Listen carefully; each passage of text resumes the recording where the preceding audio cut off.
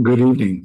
This is the Elliott Wave Daily Update for the NASDAQ 100 and the S&P 500 for Tuesday, September the 10th, 2024. I'm going to begin by apologizing for the delay in getting this update.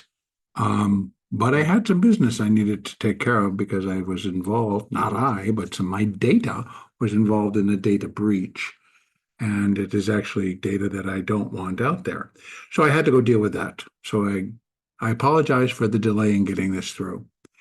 I'm going to start here with the NASDAQ, but I'm going to start by just reviewing some of the data that actually can apply to the Elliott Wave, but not necessarily is applicable directly to Elliott Wave. And something that I noticed that has now happened for basically 5 days in a row. And we're going to go right into here. So let me go down to the hourly chart and let's go take a look at this. 5 days in a row, right? We've gotten this. So we get a rally up, a sell-off off, a rally up, a sell-off off, a rally up, a sell-off off, a rally up, a sell-off off. So they rallies and then they sell it off immediately. 5 days in a row, we've now seen this happen. And each time we come selling off, they buy it back. Now, part of this took place within what we're considering a negative gamma atmosphere. Under a negative gamma atmosphere, the market, in just in very simple terms, to my observations, market can't catch a bid. So every time they try to run it up, it just gets sold off. They run it up, it gets sold off. And it gets sold off harder than it ran up. And it's usually at the opening.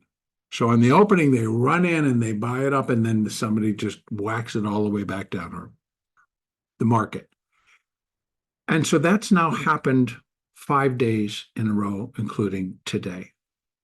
So this rally then, after being sold off to the lows today in the NASDAQ, that would have been at 18,684. And that's after it reached, let me just kind of tell you what that was, 18,821, 822. It was quite a drop. And then rallying it back up and reaching new highs for the session at 18,878. Now, if we're taking a look at this, that one of the things that I look at is to see where volatility triggers are, where a call wall might come into play, etc. And here in the NASDAQ, so basically here in the NQ, we have a volatility trigger at 18,906. Currently, we are trading at 18,845. So 18,906, it's really not that far away, considering these rallies we've had on the opening. So tomorrow we get CPI. So what happens if these markets run up on positive CPI? The market likes the CPI. Well, it shoves us, and the volatility trigger gets triggered, and it continues to rally. Effectively, the market will have flipped itself back into a positive gamma situation, which is risk on. So a couple of days now, I've discussed during this update that the market does appear to do that sell-off, which fits with the negative gamma atmosphere, but tends to buy itself back up. And I'm witnessing as they're buying it up without really doing any serious pullback, let's say. Just continues to march higher, continues to march higher as they start to sell volatility.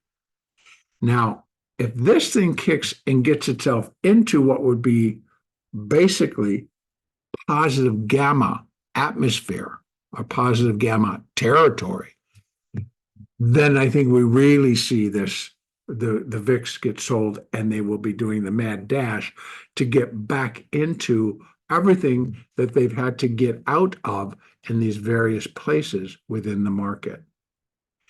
Now, let's just kind of go back out to that 4-hour chart and see. Now, a couple of the subscribers, and I thank you very much for, I always love it when somebody wants to present, gee, this is what I'm seeing. What do you think? I always pay attention to those.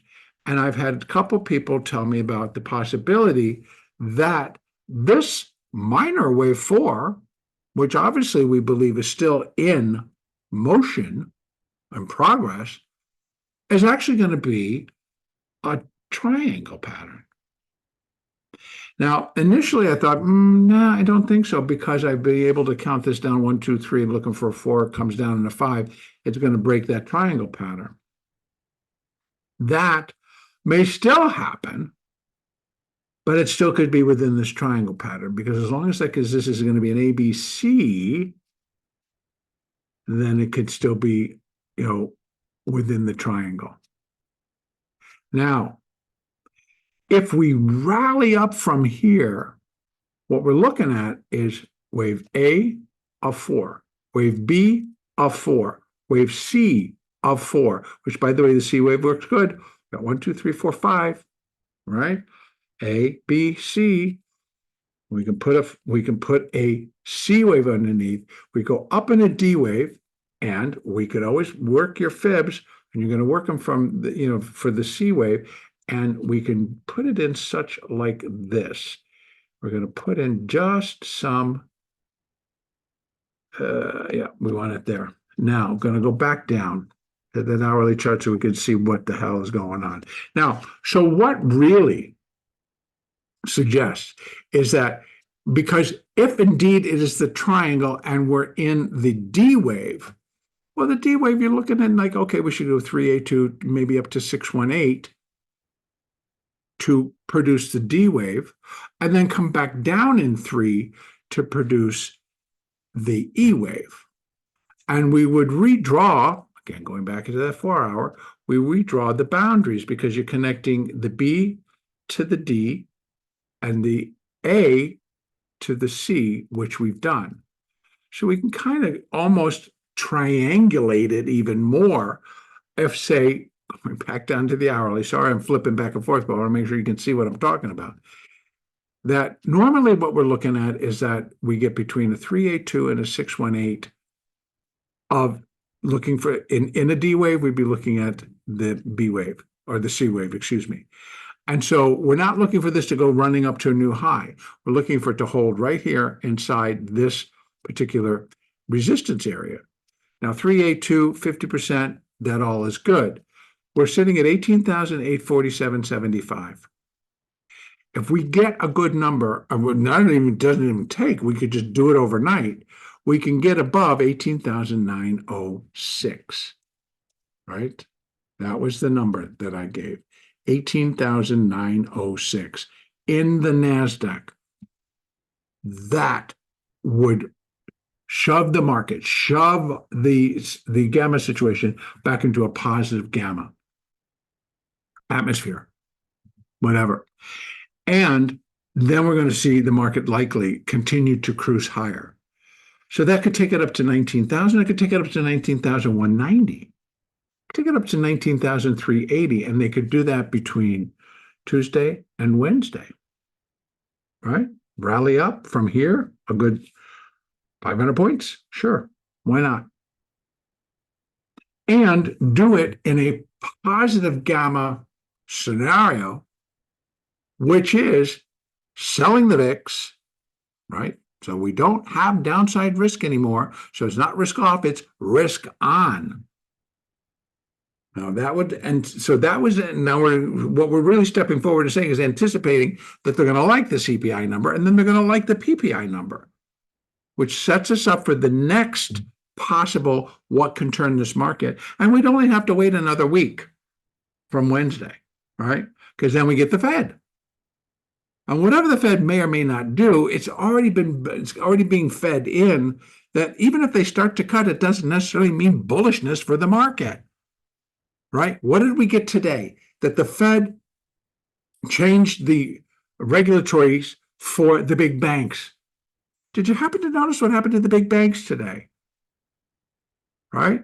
What did JP Morgan do? JP Morgan was down, I think, well, right now it closed down $11.25.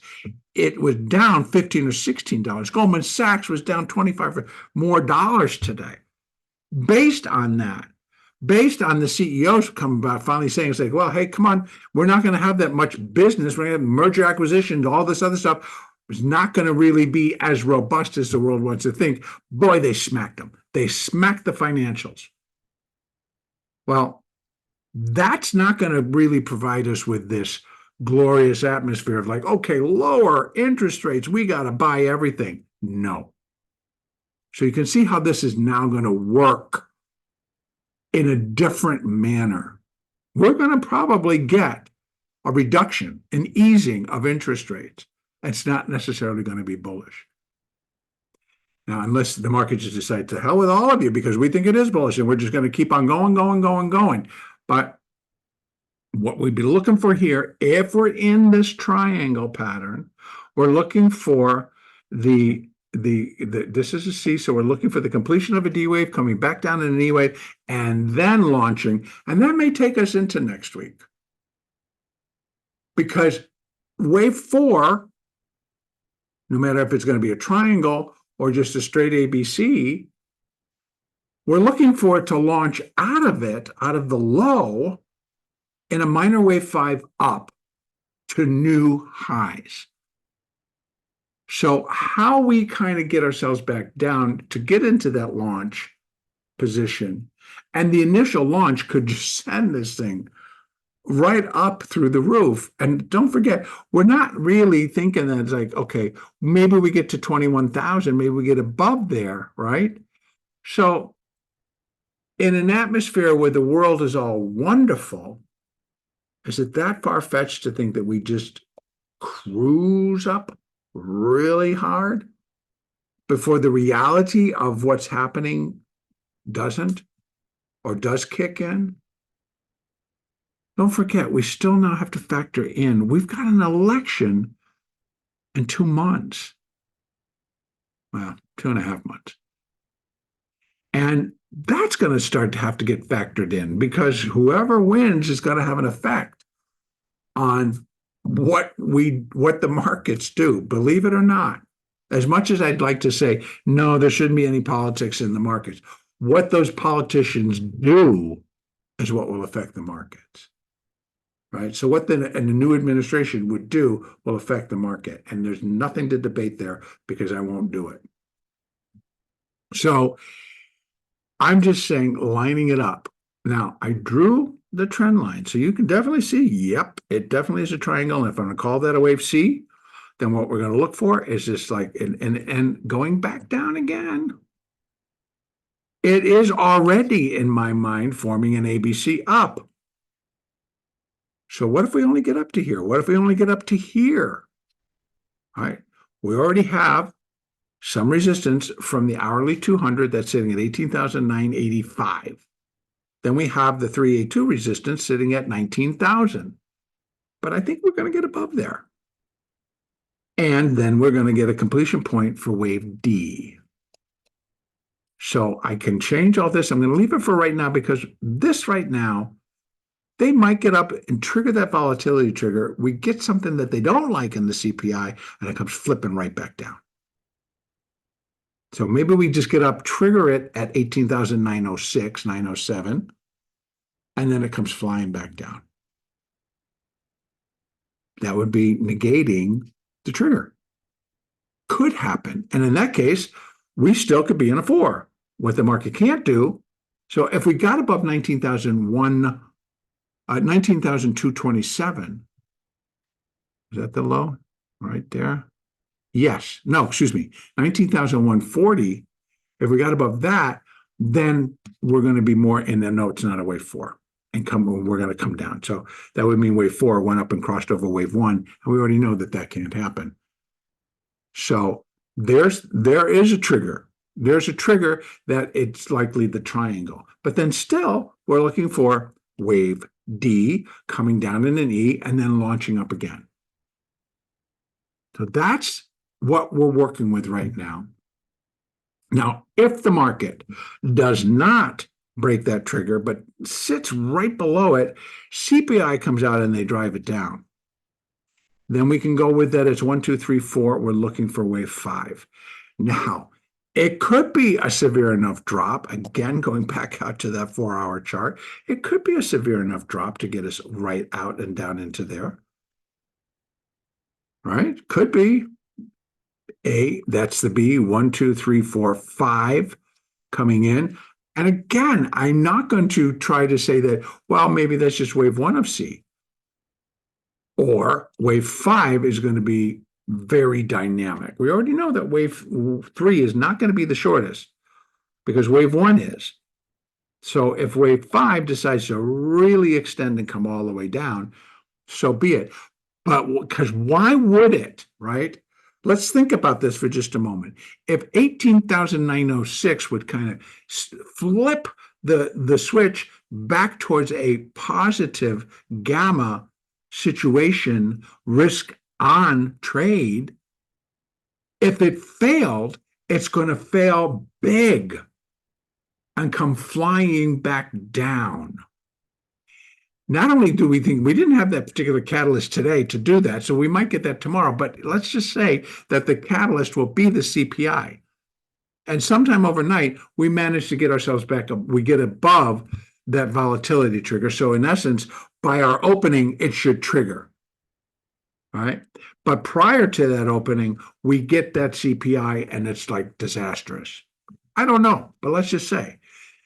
Then we're going to drive it down again. And it's not going to be pretty. So we leave open these possibilities. Now, how do you want to trade it? I think that's a difficult choice because some of you are position traders.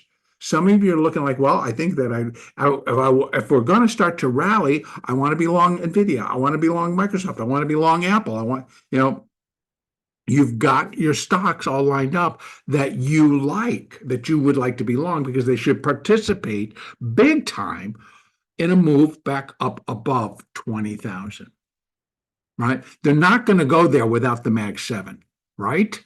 So you, as a position trader, that's what you're going to want. But I think a lot of people, they want to get in at the bottom. Well, we all want to get in at the bottom, or we want to sell at the top. That's just a given. But stop thinking that you got to be in that position already.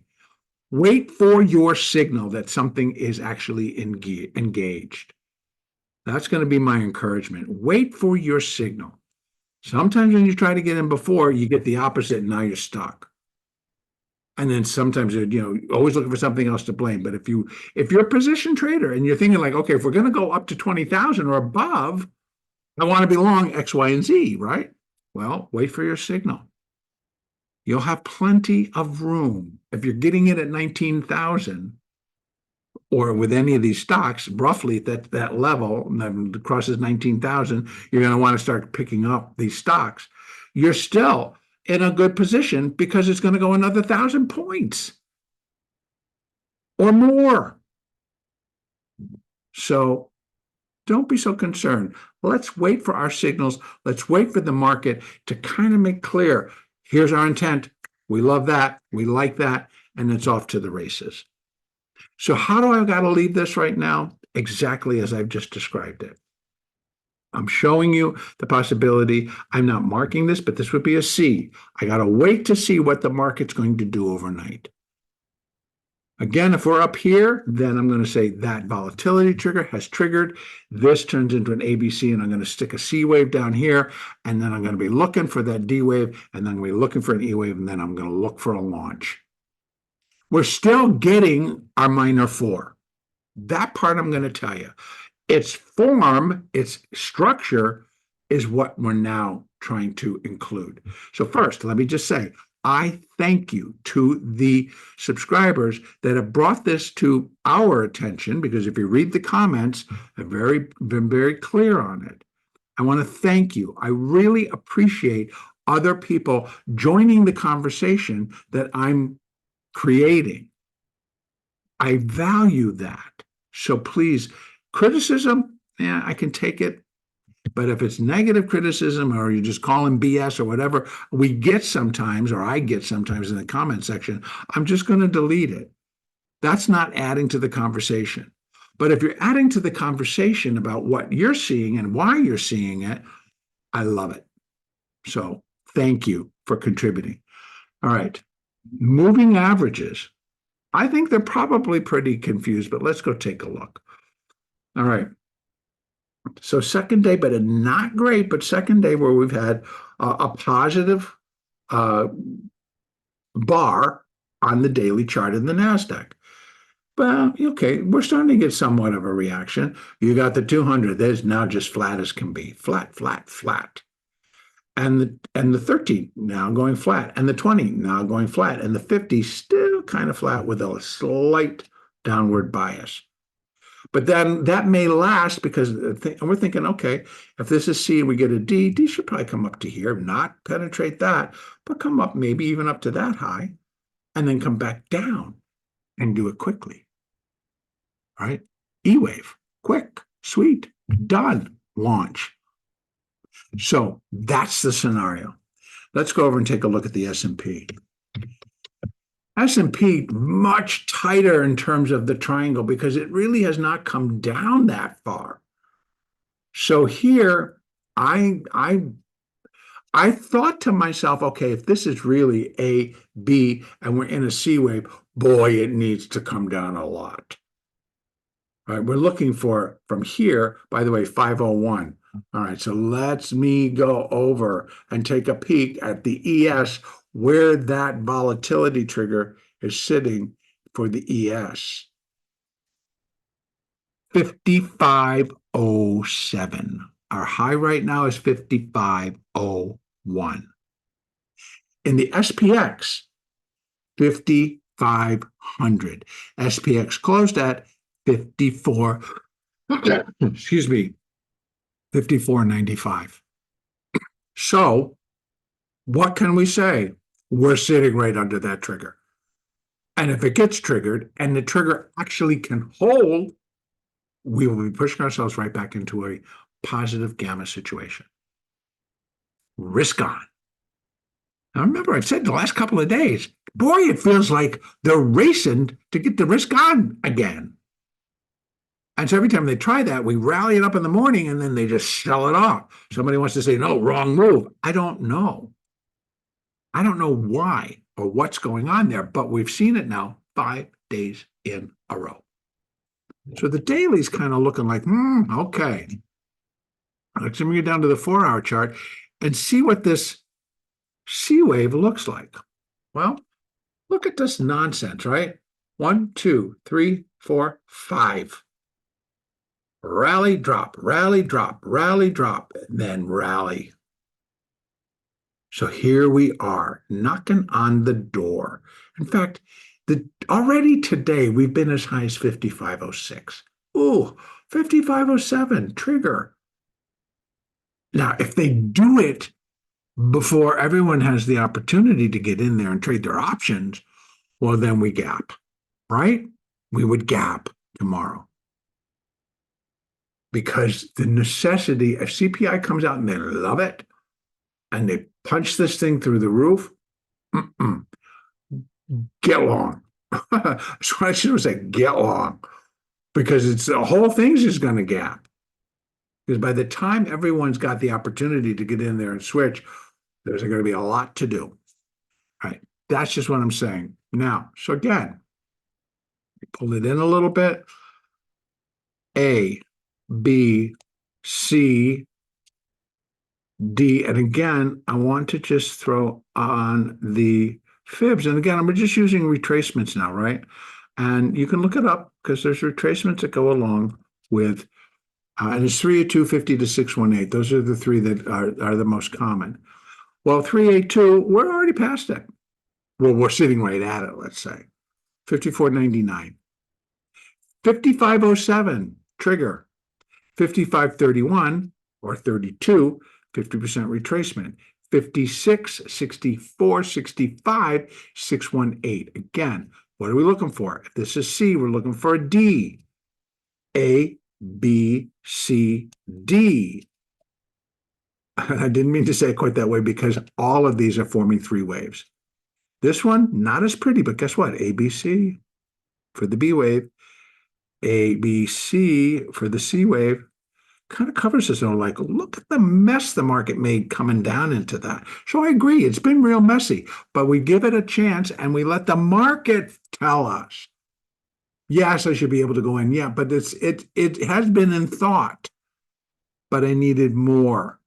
I needed more information, and now I have it, so we can project out to what our possibilities are. Again, if you are a position trader and you would love to be long for a move that's going to take us back above 57.21, we've measured these out before. That's one. So could we get up to 62? Yeah, we can. We really can. So, and we can do it in a minor five, because that minor five will be completing an intermediate third. And guess what? That 62 is yellow, which signifies intermediate degree. I'll fill in the blanks. Once we're ready to start putting all that in, I will fill in the blanks. But because I can measure minor 1 to minor 4. But if minor 4 ends way up here, boy, well, then we are going. We are going. Okay? So again, I'm still counting a minor fourth wave. I'm still expecting, once that minor four is complete, for a minor fifth wave up to new all-time highs. Once that's in, it's going to complete an intermediate third wave, and I'm going to be looking for another strong drop back down to more likely this area, these lows, in an intermediate fourth wave. And then once again, rally all the way back up to new all-time highs again. So I'm not talking about the next month or two or three. I'm talking, this is going to take a while for this all to unfold. Now, if you caught, Sasha and I did a webinar today as a part of the timing research. They do synergy events, and today it was on Elliott wave and Fibonacci. And so Sasha came in and did that with me. We had a really great time. But Sasha then discussed those Fibonacci time sequences.